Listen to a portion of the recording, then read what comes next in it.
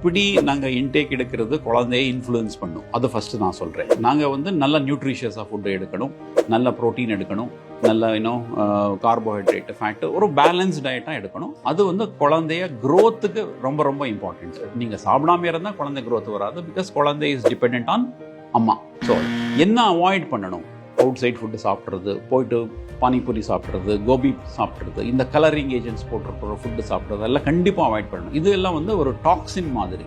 So குழந்தைங்க வந்து க்ரோத்தை restrict பண்ணிடலாம், குழந்தைங்க லிவர் பாதிப்பு வந்துக்கலாம், குழந்தைங்க வந்து கிட்னி பாதிப்பு வந்துக்கலாம்.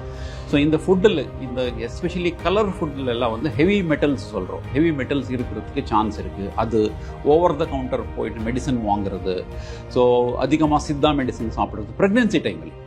ஸோ நான் ஒன்றும் தப்பாக சொல்ல, ப்ரெக்னென்சி டைமில் வித்தவுட் கன்சல்டேஷன் மெடிசன் சாப்பிட்றது, நிறைய கலர் அவுட் சைட் ஃபுட்டு சாப்பிட்டா ஒரு இன்ஃபெக்ஷன் வரதுக்கு சான்ஸ் இருக்குது. அந்த இன்ஃபெக்ஷன் வந்தால் குழந்தைக்கு பாதிப்பு இருக்கலாம்.